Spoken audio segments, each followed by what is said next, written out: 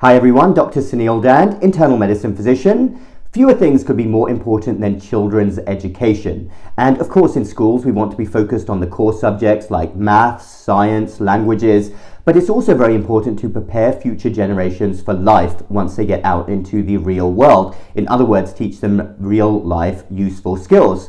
And I could go on for hours about our public education school system and how we are failing future generations, but I won't right here. I want to focus on three particular areas where we could be doing a lot better at teaching children. Number one, healthy eating and lifestyle. We are what we eat, and children from elementary school onwards should be learning the core fundamentals behind a healthy, well-balanced diet and how important it is to try your best to maintain good physical health in order to lead a happy and successful life. Throw into that as well the importance of physical activity, and the intrinsic link between physical and mental health should also be reinforced. Fewer things could lift up your mood more than regular physical activity, for instance, and from young children onwards, we should be stressing this point. You should be as physically active as possible in addition to eating a healthy diet. Number two, money management. It may seem strange that as a doctor I'm talking about this, but from a pure wellness perspective, when you look at statistics and data, having any kind of financial issues is often the number one stressor for many people. And I do believe that a lot of this is because people make the wrong financial decisions and unfortunately haven't been taught, which is no fault of their own, have never been taught the fundamentals of money management.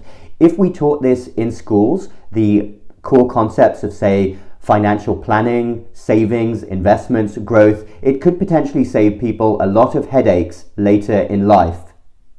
Number three, resilience. This is one area where we particularly fail the younger generation because life is really tough. It is so difficult once you get out there into the real world. You will be faced with a barrage of obstacles to achieving your goal, and it is your job to try to remain as mentally and emotionally strong as possible.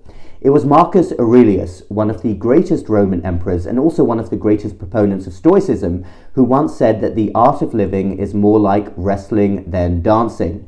He was the most powerful person in the world, and even he said from the moment he woke up, his life was a constant series of obstacles, frequently dealing with people who were rude, people who didn't wish well for him, and he urged people to push back as strong as they can, i.e. wrestle against all of the obstacles they face and not get knocked down by the first punch. It was also Aristotle who is often credited as saying, if you want to avoid criticism, simply do nothing, say nothing, and be nothing. Whatever your goals are, and this also links to goal setting, be prepared for that barrage of obstacles and be as resilient as possible as you push forward. So those are three core areas then where I believe the younger generation in particular could benefit from more teaching and coaching, not just for their physical health, mental health and success, but also for their future happiness as well.